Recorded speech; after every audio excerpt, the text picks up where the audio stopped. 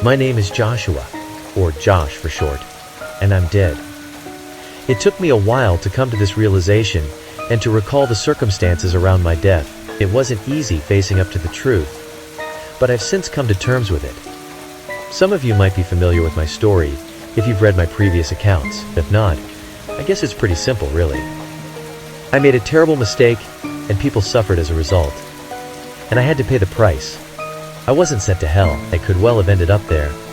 So I suppose I should count myself lucky. My temporary home was a crumbling and decrepit apartment building, inhabited by a motley crew of bizarre individuals. This wasn't hell, but I guess it was some kind of purgatory. Every one of my neighbors was dead, and we all had our stories to tell. The complex we were trapped inside was anything but pleasant. Still, compared to what sat beyond our walls, the building was a sanctuary. Nobody ever stepped outside of our building. Some had tried in the past, from what I'm told, but it never ended well. The outside was eternal night. Nothing except for darkness. Under a ghostly pale orb, our building was surrounded by a shadowland, inhabited by unspeakable monsters and sadistic demons. As bad as it was in there, the outside was far worse, and I should know, because I'd already seen these vile creatures in action. But to be honest, I thought little of the hellscape after we first arrived in this realm, because I wasn't alone in there. There were 3 of us living inside of this small and squalid apartment. 3 souls tied together in death, for better or for worse. Sally is my ex-girlfriend. More than that, actually. She's the mother of my child. But I didn't discover I was a father until it was nearly too late. My second roommate was Milo, the man who I'd killed in a drink-driving incident prior to my own death. I'd never faced justice for this crime on Earth, because Sally and I conspired to cover up Milo's death. Pretty screwed up, right? The 3 of us had been through a lot together, having literally fought through hell side by side. Still, the close confinement, boredom, and constant stress and anxiety gets to you in such a place. I don't know how long we'd been inside before the tension started to get to us. It was difficult to keep track of time in that realm. All I know is that the arguments became more frequent between the 3 of us, and we had few friends in this realm. The 3 of us were newcomers in their home, and we weren't trusted. The block warden was a man called Marcus. He did his best to keep the peace, but it was a tough job, and I could see him fast approaching breaking point. I watched this poor guy with his sullen eyes and pasty skin, and wondered what hell he'd lived through to arrive in this place. But whatever his story was, Marcus wasn't for sharing. I vividly remember the night when the first incident occurred. There was something foul in the air that night. A stench even worse than the black mold which infected the building. I remember having this foreboding feeling as I lay down on the hard mattress, staring up at the ceiling as I struggled to get some sleep. Sally lay beside me in the dark. My ex had nodded off about an hour before, although she remained restless, talking incoherently in her sleep as the nightmares invaded her subconscious. I didn't know what was going through her mind, but could hazard a guess. Our son was lost somewhere out there, on his own, in an unknown level of the afterlife. Our boy had died alongside his mother in a freak car accident. I'd never even met our son, but still it pained me to think of him all alone. But I could only imagine what Sally was going through.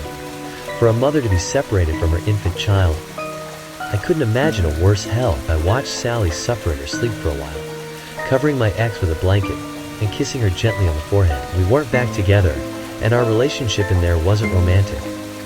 I felt no physical desire for her, and don't think it was possible to do so in that purgatory. But the love we'd once shared together, those feelings hadn't gone away, even after death. I didn't think I could sleep that night, but finally, I did drop off due to sheer exhaustion. But my slumber was anything but peaceful. Nightmarish visions invaded my dreams as suddenly I was back in the line, surrounded by snarling demons and trapped between heaven and hell. And then I was returned to the car, sealed in at the bottom of that damned lake as I smashed my fists against the windscreen in a futile attempt to break out. Once again, I was mesmerized by the dark water surrounding me, but terrified by the wide-eyed predators which swam in rings around my sunken vehicle. Nightmares such as these were all too common, unfortunately. But what followed next was a horrifying first. I shot up from the mattress, gasping in air as my whole body dripped with cold sweat. I'd awoken suddenly in a state of acute panic, but couldn't say why. Disturbances were a frequent occurrence in this building, with bumps in the night happening around the clock. But this was something else. All my senses were heightened as I adjusted my eyes to the dark room. surveying my surroundings but finding nothing out of place. I listened intently but could hear nothing except for Sally's soft snores. All seemed in order, but still, I could tell something wasn't right, call it a sixth sense. But I knew there was a threat I had to face. I looked to Sally and saw she was still asleep. I didn't want to wake her, so I got up carefully and quietly as I made my way to the bedroom door. Milo was sleeping on the hard couch in the living room, rolling over in discomfort as I passed him. I looked down upon Milo for a moment and felt a mixture of emotions. Life would be a lot easier if Milo wasn't here.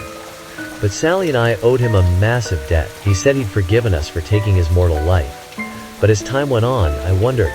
I saw the looks he shot Sally and me, and noted all the times he'd snapped at us. Frankly, who could blame Milo for holding a grudge?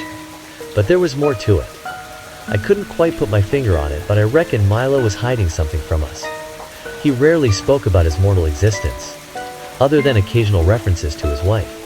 Sometimes I wondered whether Milo really was just a random hit-and-run victim, but our roommate posed no threat on this night as he remained fast asleep. I scanned the living room and saw nothing out of the ordinary. Perhaps I was just being paranoid. But no, I had to trust my instincts, slowly but surely. I made my way across the living room floor and reached out for the ragged curtain covering the window. With considerable reluctance, I drew back the curtain, only to recoil in horror at what I saw. On the far side of the thin glass staring in at me was a huge eye. Its white sclera, a good 3 foot in diameter, and black pupil as large as a dinner plate. I gasped, covering my mouth with my hand to prevent myself from screaming. The horrifying giant eyeball took up most of the window, and I was unable to see the full form of the gigantic monster it belonged to. I don't know whether I was paralyzed in fear or trapped under the beast's wicked spell, but I couldn't move from the spot or avert my eyes from the demonic eye. It didn't blink or move, but I knew the beast was watching me. Surely a creature of this size could break through the window with ease, and yet it didn't. Instead, it just stared for it. I don't know how long. There's no telling how it would have ended, but suddenly, I heard movement behind me. Turning in time to see Milo rising from his slumber, I could only watch as my companion adjusted to his surroundings and saw the giant eyes staring in at him. "What the hell?" he cried in disbelief. This prompted the beast to react, as it let out a banshee-like wail so loud it drowned out all other sounds. I fell to my knees and covered my ears in a vain attempt to drown out the horrific din. There were footsteps behind me, and I saw Sally out of the corner of my eye, her face filled with pure terror, but my attention remained on the window as the monster's foul wailing ended. I expected it to attack, but mercifully this didn't happen. Instead, the beast seemed to be spooked, since it retreated from the window and fled back into the Shadowlands. Against my better judgment, I darted forward in the hope of getting a decent look at the peeping monster. In truth, I could make out little in the darkness, but the beast had the shape of a giant bird with a long and sharp beak and unnaturally large eyes, perhaps evolved so it could see better in the dark. It retreated awkwardly across the dead ground upon long, stalk-like legs, which looked too thin and flimsy to carry its weight. Nevertheless, the beast moved quickly and soon disappeared into the darkness, leaving no trace of its unwelcome visit. And I turned back towards Milo and Sally, all three of us in a state of shock and unable to utter a single word. I met Marcus the next day. I suppose it would have been morning, except the sun never rose in this hellscape. The block warden was anxious. I could tell as much as soon as I saw him. We met under the dim strip lights in the staircase, whispering in the shadows so not to be overheard by the other residents. Marcus smoked like a chimney, looking over his shoulder nervously as he listened to my account. I noted the heavy bags under his eyes and reckoned the poor man mustn't have slept for some time. Perhaps he wasn't permitted to ever rest in this hellish realm. I certainly didn't envy the job he had in there, and reckoned it must have taken a toll on his sanity. Nevertheless, I told Marcus my story, describing the encounter with the saucer-eyed beast who'd stared into our apartment window. Marcus didn't comment, as he listened intently, whilst nodding his head solemnly. There was a lengthy pause after I finished giving my account, as it appeared Marcus was deep in thought. In the end, I had to prompt him. "Well, what do you think?" I asked. Marcus looked me in the eye, and I saw the pain and suffering he carried with him. He sighed deeply before eventually replying, "This has always been a pretty weird place, Joshua. There's always an underlying danger and threat in the block. But there were also rules, but I kept the peace as best as I could, and we survived, always waiting for the end of our respective sentences. Ours was a tough life, but it was just about survivable. So, what's your point? I interjected impatiently. Marcus shot me a look, clearly angered by the interruption. I should have known better than to provoke a man on the edge. My point is this, he answered through clenched teeth. Things are changing around here, too. The creatures who stalk the Shadowlands, they've always been out there, but they never came close to our building. That's all changed now, as you've witnessed. Marcus lowered his head and broke off eye contact before continuing in little more than a whisper. And there's been other incidents too. Shadowy figures walk in the corridors, packs of harpies attacking the wire mesh, pale-skinned demons jumping over the rooftops. This isn't a safe place anymore, Joshua. I don't know how long I can keep it together. I felt a cold chill run through me as the terrifying reality hit home. My God. I don't understand, I said nervously. What has changed? Why is this happening? Marcus raised his head, his lips forming into a half grin as he answered. You did. You and your two friends arrived, and suddenly the whole place went to hell. If you'll excuse the pun, I ignored Marcus's attempt at dark humor, feeling incredulous at his accusation. You think we're responsible for all this? I exclaimed defensively. Marcus shook his head. Not me. But the others are talking. They're scared and want somebody to blame. For what it's worth, I'm trying to talk them down. He paused briefly, looking over his shoulder once again before he next spoke. I can hold them back for now. But if there's another incident, some of the residents are genuinely dangerous. Hastings, Dr. Marshall. Just watch your back, Joshua. That's all I'm saying. My anger subsided somewhat when I realized Marcus was actually trying to help us. Now, I was still scared, of course, but at least Marcus had given me the heads up. I held out my hand for the block warden to shake, a small act to show my appreciation. Marcus seemed shocked by the gesture, staring at my extended hand in puzzlement for a moment. But finally he shook, and I noted how his palm was ice cold. Mark of Feast went to leave, but I still felt I owed him one.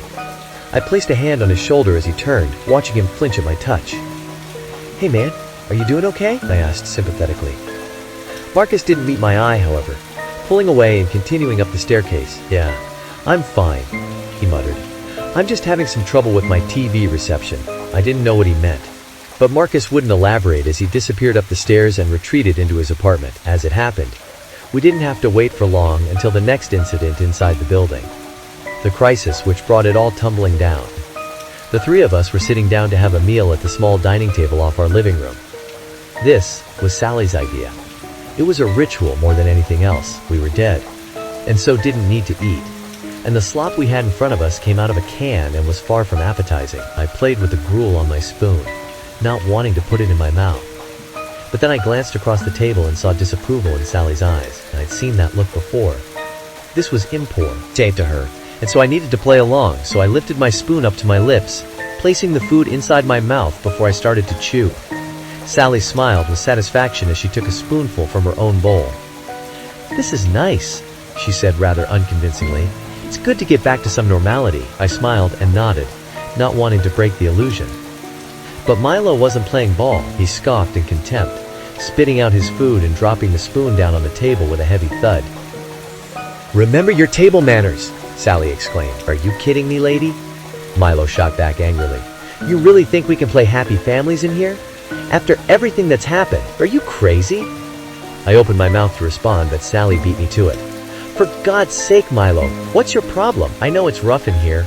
We're all hurting, but we've got to make the best of it. Milo shook his head in disgust, and I could tell he wouldn't back down. He glared at Sally and then at me, holding my gaze with hatred in his eyes as he snarled through clenched teeth. You know, I thought I could forgive and forget what you both did to me, but I didn't think those sick bastards would stick me in here for the rest of eternity, trapped with the same assholes who killed me. Call me old-fashioned, but I don't want to break bread with my murderers.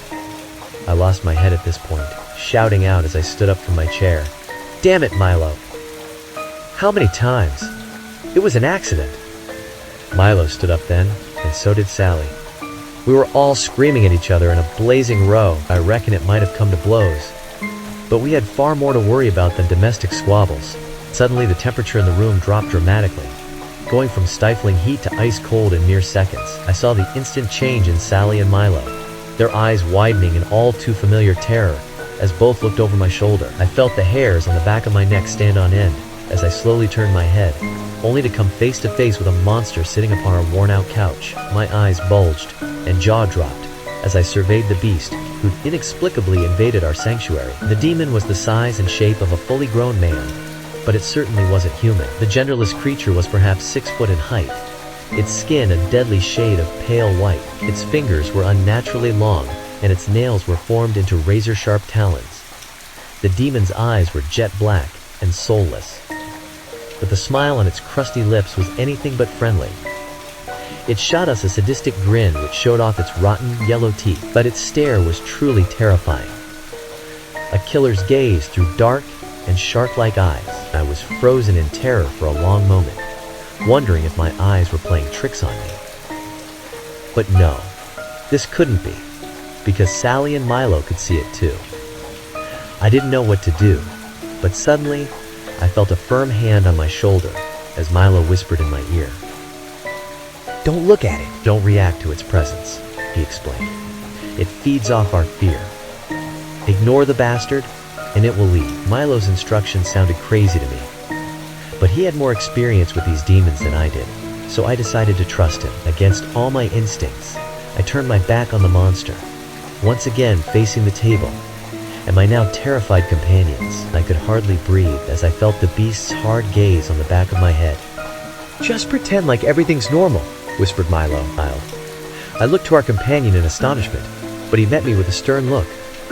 "Everything is normal," he repeated through clenched teeth. Next, I glanced across at Sally and was alarmed to see her shaking almost uncontrollably. Her skin turned as pale as milk.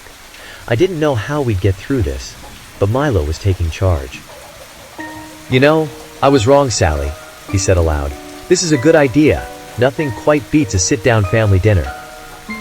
With this said, Milo took a spoonful of gruel and put it into his mouth. This actually brought a smile to Sally's lips, even though her eyes were still filled with terror. I wondered whether Milo's insane plan might actually work, but then I heard the low, guttural growl from behind me, closely followed by the sound of claw-like talons clicking on the hard wooden floor. The sweat poured down my brow as I listened to the demon walking across our apartment floor. I couldn't see the beast, but knew it was slowly marching towards our table. "Don't turn around," Milo whispered whilst retaining a fake smile on his trembling lips. "Don't look at it, and don't react, no matter what happens." The demon was right behind me now. I could feel its hot breath on the back of my neck, and the foul stench it emitted filled my nostrils. It took everything I had in me, but I managed to keep my head down and avoid the monster's eye as it circled the table. But Sally wasn't so lucky. She raised her head for just a moment, meeting the demon's hideous gaze for mere seconds, and that was all it took for the monster to latch onto her. I watched on in horror as the demon stood over my ex, extending its elongated fingers as it reached out to touch her cheek with its hideous talons. Sally was frozen in terror, her body trembling as tears rolled down her cheeks. This was more than I could stand, as my protective instincts took over. I shot up from my seat and screamed at the monster, shouting, "Don't you dare touch her!"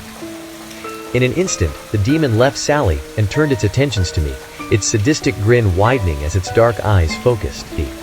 The attack was so fast I couldn't react. It's all something of a blur in my memory, but I know the monster grabbed hold of me, its claws digging into my chest and making me scream in agony. The monster enjoyed my suffering as it snarled aggressively. It was so strong and I couldn't resist. Before I knew it, my body was lifted off the ground and I was flung across the room like a rag doll. I hit the wall hard, collapsing to the wood floor as the force of impact knocked the wind out of me. The monster enjoyed my suffering as it snarled aggressively again. It was so strong and I couldn't resist. Before I knew it, my body was lifted off the ground and I was flung across the room like a rag doll. I hit the wall hard, collapsing to the wood floor as the force of impact knocked the wind out of me. I thought I was a goner, but just then I heard a crashing from the hallway as our front door was kicked in. Heavy boots followed, and a moment later 2 armed men piled into the room, weapons at the ready. I looked up and recognized my neighbors coming to the rescue. Marcus was armed with a double-barrel shotgun, whilst Hastings carried his trusty crossbow. Both men had a fiery determination in their eyes, only hesitating for a moment as the beast snarled aggressively in their direction. Hastings fired first, shooting a bolt into the demon's shoulder. It howled in pain but didn't go down, prompting Marcus to empty both barrels into the beast's torso. Boom. Boom. The din of the gunfire was near deafening, and the cartridge smoke filled the room. The beast was flung backwards, its hide pierced by buckshot. It fell against the wall, and for a moment I hoped it was dead, but no such luck. Our enemy was hurt, but still moving, cornered and scared. It dashed forward towards the door. Marcaris and Hastings just managed to jump out of the way as the monster tore past them, fleeing into the corridor and out the front door. Marcus and Hastings promptly reloaded before chasing after the beast. Meanwhile, Milo and Sally ran to my side and helped me to my feet, and the three of us followed our armed neighbors out onto the balcony. We ran out just in time to see the demon leap upwards with tremendous speed and power. Looking up, I saw our attacker smashing through the thin wire mesh which separated our inner courtyard from the dark skies above. Next, it jumped onto the building's roof, making heavy footfall as it tore across the tiles. Our neighbors opened fire, but the demon was too fast, and soon it leapt off the building and disappeared into the dark abyss of the Shadowlands, making good its escape. We'd survived the demon's assault, but only by the skin of our teeth. The ruckus and gunfire had alerted our other neighbors, as one by one the apartment doors shot open, and a motley assortment of frightened and angry souls stepped out onto the balconies and courtyards below. Most of our neighbors were present. Widow Jackson sheepishly poked her nose out of her door, forever nervous and on edge, as her eyes scanned the balcony, and Mr. Jones was on the ground floor, looking more curious than anything. But that damn dog was with him, fighting against the leash as it barked maniacally up at the dark sky above. Cerberus was the mutt's name, and his owner called him a pet. But Jones's animal was the size of a large wolf and definitely not domesticated. And then there was Dr. Marshall, who sauntered out of his front door and onto the balcony across from us, blood on his shirt as his dark eyes surveyed the scene with a predatory zeal. It chilled me to look upon the so-called doctor. I didn't know exactly what he did inside of his apartment with those special deliveries from Ma management, but the foul smell from his flat and the blood which seeped through the ceiling told a story. There were others too. Neighbors who kept to themselves in this hellhole, just more lost souls serving their sentences for undisclosed sins. I scanned their faces and saw nothing but stress and fear. It seemed the entire community was on edge, and one incident away from breaking point. It was Hastings who spoke first, turning towards the three of us with anger evident in his cold eyes. "You damn people," he spat. "You brought this trouble in with you." "What the hell are you talking about?" Sally shot back in confusion himself. "I'm afraid he's right, dear," said Marshall, as he shouted across the divide. "These disturbances have only increased in frequency and severity since the arrival of your group." There were murmurs of agreement from the other residents, and I could tell the crowd was turning against us. Marcus tried to argue in our defense, setting his shotgun down against the railings as he raised his hands defensively. "Come on, guys," he said in a less than convincing manner. "This isn't the way we do things in here." "Things have changed," Hastings said firmly, his hands still firmly clutching hold of his crossbow. "What do you suggest we do?"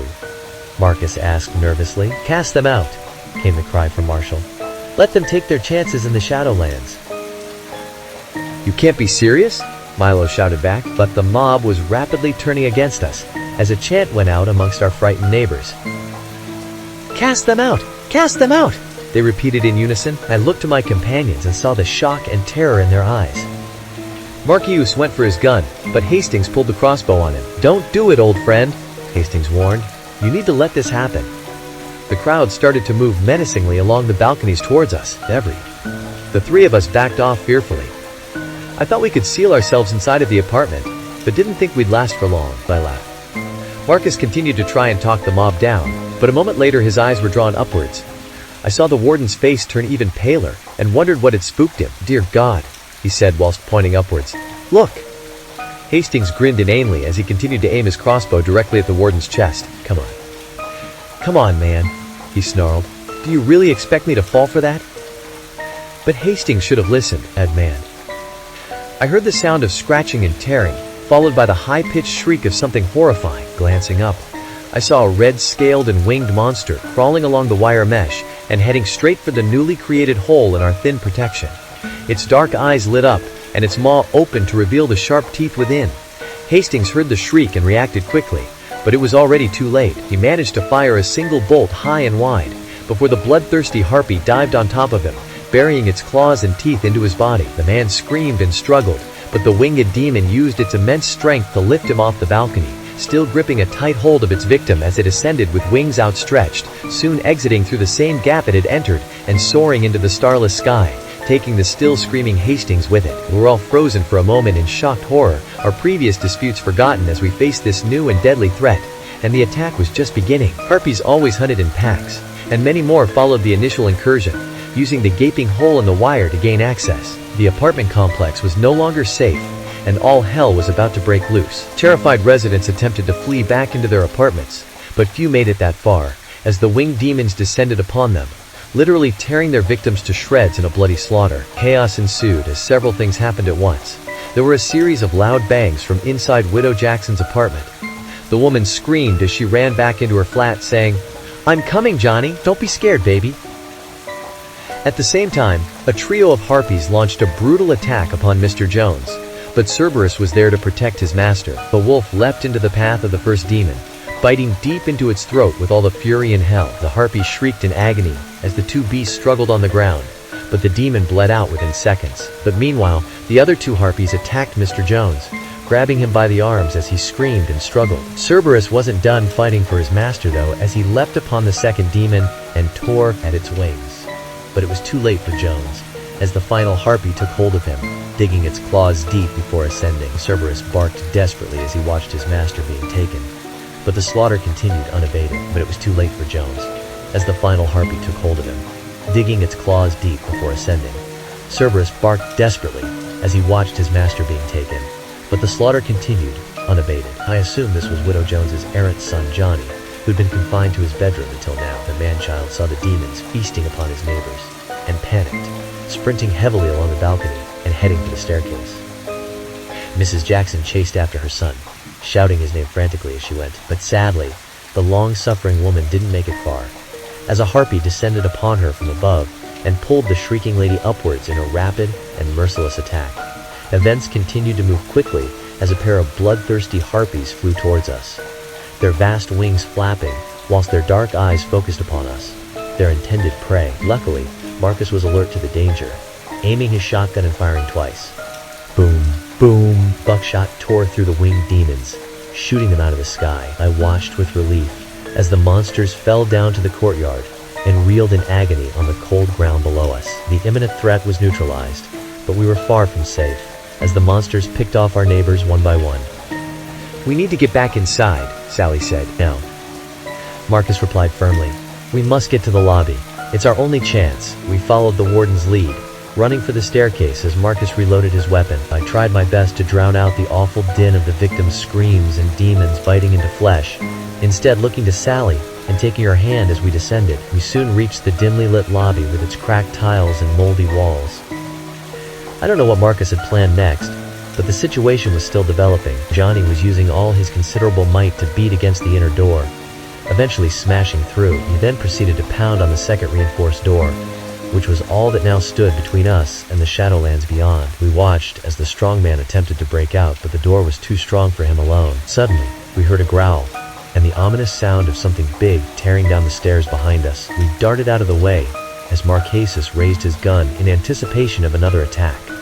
But it wasn't a harpy coming down the staircase, it was Cerberus. The huge dog ignored our party as it charged through the lobby and headed straight for the door. Cerberus struck the door with all his considerable weight, and the combined strength of the dog and Johnny forced it open. We were suddenly hit by a cold wind as our final defense from the Shadowlands was breached, and before we could do anything, both Johnny and Cerberus fled out into the darkness, heading in opposite directions, the man screaming and dog barking manically as both unwittingly ran into a hostile land. Marcus laid down his shotgun as he rushed forward, shouting something about barricading the entrance, but he stopped dead in his tracks when a figure emerged in the doorway, stepping out of the shadows so we could see his face under the flickering strip lights. I froze when I saw and recognized the entity who had shaped my journey through the afterlife. He might have been a ghoul, demon, or perhaps even an angel, with swirling vortexes in the place of eyes, smiling menacingly as he stood in the doorway, whilst wearing a full tuxedo and bow tie, thus appearing entirely out of place in this grim hellscape. I think all my companions knew who he was, Marcus included. I had never learnt the entity's true name, and had simply christened him as the Dark Man. Sprecher time. All I knew was that he held immense, but not total power.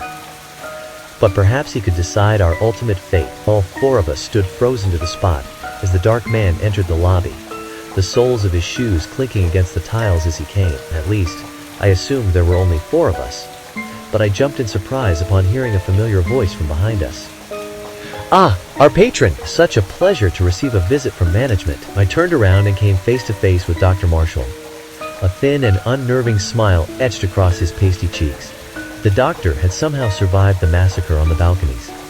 More's the pity. I wanted to challenge him, but my attention was drawn back to the dark man as he spoke out in a booming voice. "Gentlemen and lady, I'm glad to see you all made it through our latest test. Time is of the essence, so let me cut to the chase. This complex is no longer viable. You cannot stay here and must move on. Move on." "How?" Marcus asked. "You will leave through this very door and walk the Shadowlands," the dark man answered. "Are you crazy?" Milo shot back. "Those monsters out there, they'll kill us." The dark man's grin widened, and he made a point of standing aside and pointing out into the darkness. And, in front of our very eyes, two lines of white light lit up. A pathway leading through the Shadowlands and out towards the distant horizon. I felt the cold chill of déjà vu as my mind was thrust back to the terror I'd experienced after death. "Some of you have faced this test before," the dark man explained. "The others will learn soon enough. It's simple, really. All you need to do is stay inside the white lines and walk. Nothing can hurt. You are long as you stay within the lines. Keep on walking until the end, and then you'll all face your final fate. There's nothing more to it." "Why should we?" Sally demanded.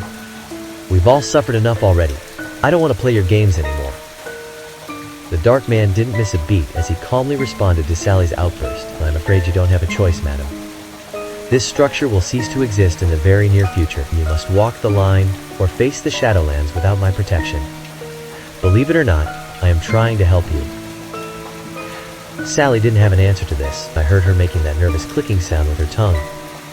And this reminded me of our past life together. No one spoke in the tense moment which followed, and I believe we all made a collective decision. The dark man turned to leave, offering us a final piece of advice before he disappeared into the dark abyss. "Stay focused on your objective, stay in the lines, and work together.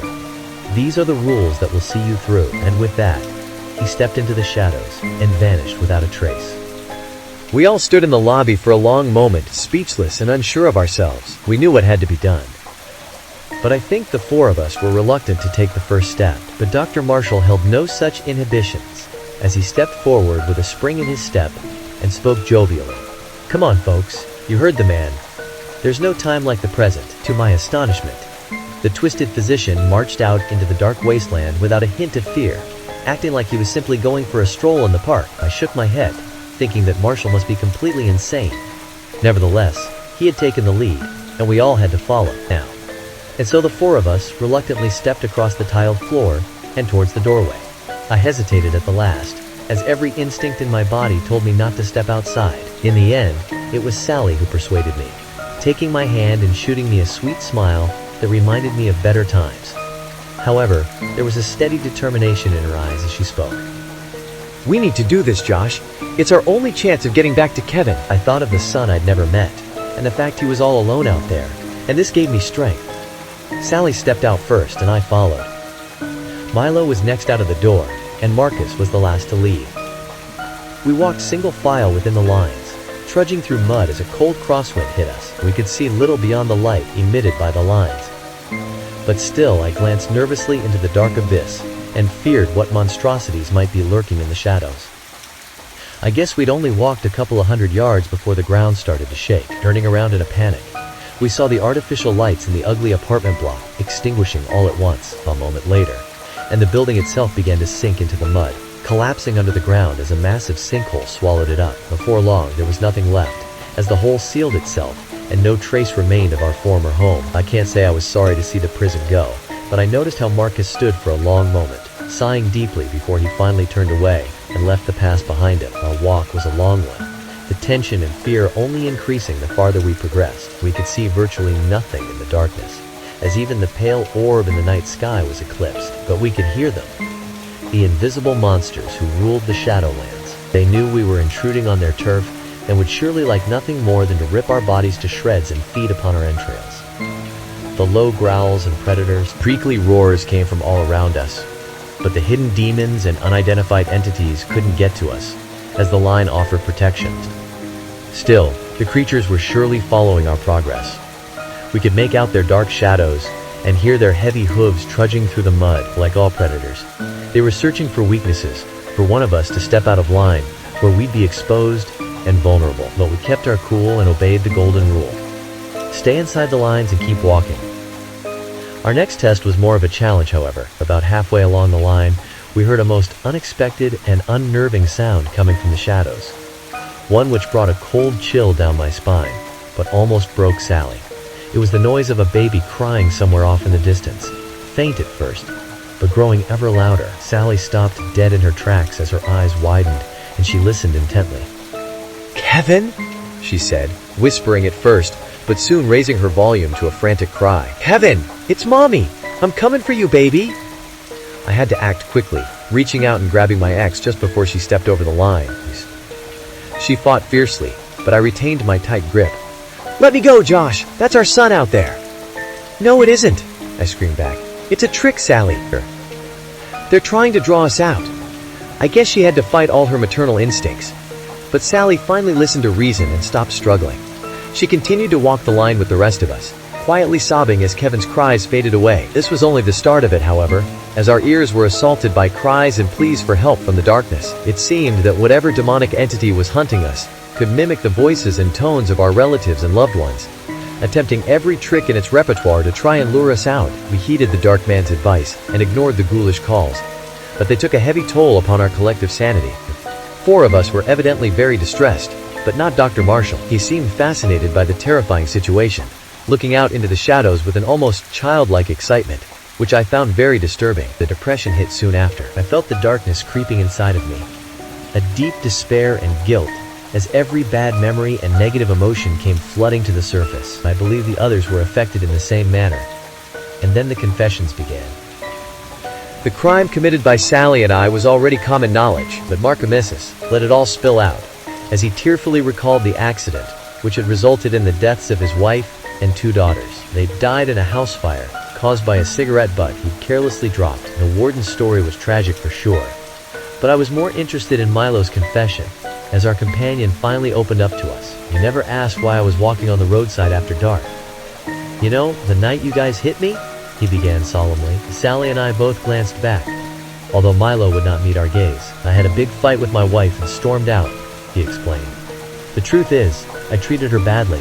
I let her down. I stopped walking and turned around to face my unlikely companion, feeling a renewed sympathy for the man we'd wronged. You made mistakes, Milo," I said. "It doesn't mean you deserve all this." A long pause followed before he next spoke. "There was more. I did some really bad things." I was hooked by this point, temporarily ignoring the terror all around us as I waited for Milo to elaborate. But his confession was interrupted by Dr. Marshall, who called back along the line with his own unwanted story. "You know, folks, I never actually killed anyone during my mortal existence. All my experiments were conducted on the recently deceased. I was caught in the act, and that was the end of my medical training. Things spiraled out of control, and sadly, an opioid addiction ended my life. I always believed I was on the cusp of greatness. That's what was robbed from me." Nobody had any response to the doctor's disturbing admission, and I was annoyed by the interruption, because Milo had lost his nerve, and he wouldn't reveal the full extent of his sins. I don't know how long we'd been walking for, but it seemed like miles trekked along the seemingly endless line. The voices stopped, and even the depression lifted. We were all physically and mentally exhausted, but I dared to hope the worst was behind us. Unfortunately, the next threat was not one I'd anticipated. Now, Dr. Marshall was still leading the march at the front of the line, until suddenly he stopped dead in his tracks, turning slowly to confront us. I saw his face illuminated by the white lines and was chilled by the sadistic grin on his lips, and the dark intensity in his wide eyes. Sally stood between Marshall and me, but I instinctively pushed past my ex and put myself between her and the doctor. "What are you doing, Marshall?" I asked nervously.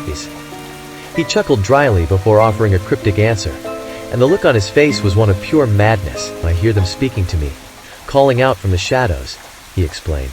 "They say I can be with them, that they'll show me wonders beyond human imagination and allow me to reach my full potential. They'll give me everything I've always wanted, and all they need in return is a sacrifice. I tensed up as I realized that danger was imminent, but Marshall moved much faster than I could have imagined. He struck me hard with a sucker punch, and I went down, my nose bleeding as a sharp pain shot through my skull. I landed in the mud as Marshall leapt over me and grabbed hold of Sally, using his arm to place her in a tight headlock. Next, Milo shot forward and attempted to save her, but Marshall lashed out and pushed him away. I fought through the pain and pulled myself up, but Marshall had already stepped out into the darkness. I went to chase after them, but Sally called out to stop me. "You have to go, Josh," she screamed desperately. "Get to Kevin. He needs you." I stood frozen in shock, impotent as the woman I'd once loved was dragged into the darkness, and both soon disappeared into the great unknown. "Get up! It's coming for you!" came the sudden cry. That was Marcus. But his warning wasn't directed towards me. I looked over to Milo, who lay in the mud where he'd fallen, only to realize our companion was outside of the lines. Milo tried to crawl back, but it was already too late. Suddenly, a huge tentacle-like appendage shot out from the darkness and grabbed Milo by his leg, squeezing tightly before beginning to pull. Milo screamed and fought, but it was all over very quickly as the unseen monster dragged him into the abyss. My body trembled, and tears rolled down my cheeks as I searched in vain for my companions, hardly believing what had just occurred. But then there was a firm hand on my shoulder and a sympathetic word in my ear. "I'm sorry about your friends," said Marcus, "but we need to keep moving." I nodded my head in painful agreement as the two of us slowly continued our march to an uncertain fate. The remainder of our walk was unnerving, as the ravenous beasts closely followed our progress. But we weren't going to slip up again. Both Marcos and I knew what was at stake now, and we wouldn't fall for their tricks and traps. We trudged along for some time before finally reaching the end of the line, only to see nothing but a dead end, as the white lights abruptly stopped, and there was nothing in front of us except for a dark and empty wasteland. I fell to my knees and felt like crying out in blind fury. But then there was a powerful burst of light before us. I was temporarily blinded by the intense illumination, until eventually my eyes adjusted, and I observed an extraordinary sight. The darkness of the Shadowlands was now replaced by two portals, which sat at the end of the line. On the left was an inviting white light, and to the right stood a swirling vortex of blood red. My jaw dropped, but I was understandably cautious, because I'd played this game before. "Two portals," stated Marcus as he walked up beside me. "I guess it's an easy choice for us." "Don't believe it," I replied knowingly. "This is a trick."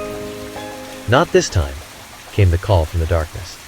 I recognized the dark man's voice straight away, but I couldn't see him in the shadows.